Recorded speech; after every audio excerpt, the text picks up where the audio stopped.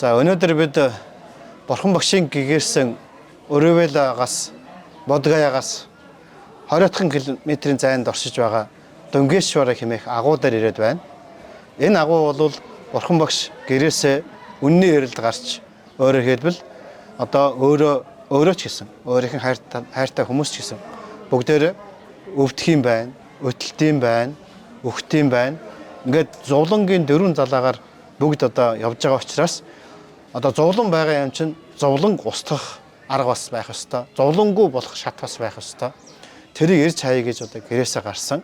Гэрээсээ гараад Вэшали хотод тийм ээ эртний Личевийн хаан тулсын Вэшали хотод Алар Калам, Уддаграм Бодрох юм хоёр архантаар аршуудаар Самади бяцлаглалын 7 дахь бол 8 дахь шатыг заалгаад тэр өндөр шатанд хүрсэн боловч сэтгэлийн гүнд нь үйл өөр хэвээр байсан. Устж арилаагүй байсан. Тийм учраас сэтгэлийн гүнд үйл өөр байгаа тохиолдолд дахиад тэр үйл өөрний үр дагавраар төрөх, өвдөх, өтлөх, өөхөх энэ үйл явдал цаашаа үргэлжлэх ёстой учраас өөрийгөө Самади бяцлаглалын 8 дахь шатанд хүрсэн ч гэсэн гэгэрсэн гэж тооцоогүй.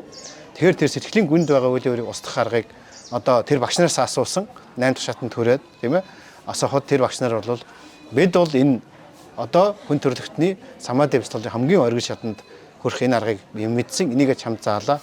Эннээс цаашаа бас мөн 9 дахь шат бий. Тэрийг бол бид нар мэдэхгүй байгаа. Хороо заларсан бурхад тэр бяцлаглалын аргыг зааж хүн төрөлхтөнд заадаг. Тэр нь одоо ингээ устсан бид мэдэхгүй байгаа гэдэг үннээ хэлсэн.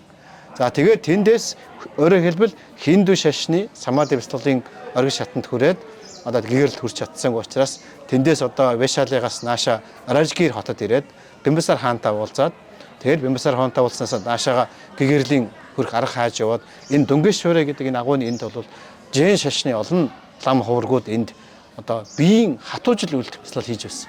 Тэдний одоо үзэл бодлоор юу байсан гэхээр биеэ зовоож хатуужил үйлдэл сэтгэлийн гүн дах үйл өөрийг гаргаж ирж устгаж гэгэрэл төрч болдгоо гэсэн тийм одоо үзэл бодолтой байсан. Тэгээд тэрийг нь асар их олон хүмүүс дагдаг байсан.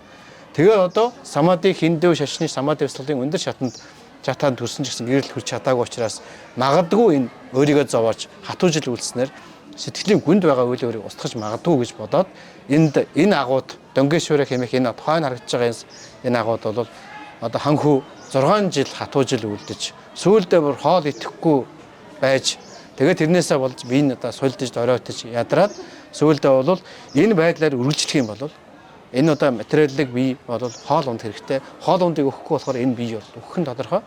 Тэгэхээр энэ байдлаар цаашаага өөрийгөө зовоох юм бол хатуужил үлдэх юм бол өөрөөр хатуужил хийж болох хамгийн оргил хүртэл нь хийсэн. Бачатын гайхамшиг альва нэг юмыг эхэлсэн бол төгсгөл хүртэл нь явж чаддаг ийм гайхамшигтай одоо хүн байсан. За тэгээд хатуужлын хамгийн оргилд хүрээд сүүлдээ юу болсон бэр энэ маягаар байх юм бол өгөх юм байна. Бурхны хотыг болж гэгэрч чадлаггүйгээр зовлон устгах тэр шатанд хүрч чадлаггүйгээр өгөх юм байна гэдгээ ойлгоод за тэгээд энэ бол гэгэрэл хүрч зам биш байна гэдгийг ойлгоод тэгээд энд одоо хатуужил хийж байгаад бол одоо хоол идэж эхэлсэн. Хоол идэж эхэлсэн. А тэгээд тэр үедээ энэ нь одоо яах вэ? Одоо энэ тхийн Самади бяцлаглалын оргилд энэ тхийн одоо Жэний шашныхны одоо бяцлаглалын оргилд хүрлээ.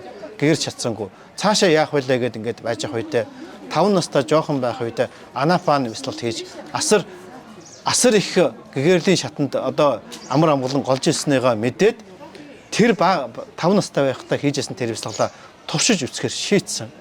Тэгээд тэхийн тулд хоол идэх хэрэгтэй одоо бадарлж явах хэрэгтэй учраас эндээс одоо Өрөвэлэ тосох нь орой хэлбэл Бодгаягийн зүг явж тэнд очиж Өрөвөл тосхонд одоо бадарчилж хоол идэж эхлээд тэгээд одоо тэр 5 настай байхдаа хийжсэн анапана бяцлаглалыг туршиж үсгээр шийдээд хоол хийдэж бие тэнхрүүлээд тэгээд 14 хоног бол анапана бяцлаглал хийж одоо анапана бяцлаглалаар зөв самадыг хөгжүүлээд тэрний дараа бол одоо модны доор төр амс хийж хэвтэж явах үедээ 5 их зүйлээ зөвлөж гэрэл төрхөн тодорхой байна гэдгийг мэдээд тэгээд дараа нь бол одоо Сужатагийн өгсөн сайхан хоолыг идэж зооглоод тэгээд одоо бод модны доор очиж суугаад нэг өдрийн дотор Бурхны хотыг олон гэгэрсэн төвхтэй юм аа. Тэгэхээр одоо өнөөдөр бид нар яриад байгаа энэ газар бол хүн төрөлхтөнд амар амгалангийн одоо өгдөг энэ гайхамшигтай бившна бяцлаглалыг одоо хүн төрөлхтөнд өөрөөр хэлбэл оюуны ол дамжилтын хамгийн оргил шат болох гэгэрлийн шатанд хүрэх. Өөрөөр хэлбэл хүн энгийн хүмүүс бол ярьдаг сэтгэлийг бол бид нэр 5% ашигладаг, нэг 10% ашигладаг гэж ярьдаг. Энэ випашна бяцлал хийснээр сэтгэлийг 100% ашиглаж болох тийм шатанд хүрэх. Сэтгэлийг 100% цэвэрлж ариусгаж болох тийм шатанд хүрэх. Ийм шин гэгэрл ариуслын бяцлаглалын аргыг хүн төрлөختөнд нээж өгч, өөрөөр хүн төрлөختөнд нирваны хаалгыг нээж өгсөн юм аа. Өөрөөр самади бяцлаглал бол маха юунэ брахма нарын төрдөг одоо тэр брахма ертөнцийн хаалгыг нээдэг бол випашна бяцлаглал бол нирваны хаалгыг хүн төрлөختөнд нээж өгсөн ийм одоо тэр замдаа явж байх үедээ 6 жилийг энэ газар энэ агуу бодисоо өнгөрөөсөн ийм сайхан одоо чухал газар өнөөдөр бид нэр ирээд байна. Тэгэхээр энэ одоо хийгээд ирээдүйд Монголын ард түмэн Монголын одоо випашна бяцлал хийдэг хүмүүс энэ газар ирж бас хүндэтгэл үзүүлж энэ агуу хүн бидний төлөө энэ анапана випашна бяцлаглалыг нээж хүн төрлөختөнд бидэнд одоо амар амгалан болох бяцлаглалыг нээж болохын төлөө өөрийгөө зовоож одоо бэрхшээлийг туулж явсан агуу хүнд хүндэтгэл үзүүлж энэ газар ирж мөргөж залбирч бяцлал хийж байх ёстой газар юм аа. Тийм учраас цаашдаа энэ одоо бодгая энэ хавьд ирэхээр энэ дөнгөшөрийн агууд ирж энэ газар ирж бас бяцлал хийж хүндэтгэл үзүүлж байх хэрэгтэй гэдгийг та бүхэнтэй гэлье.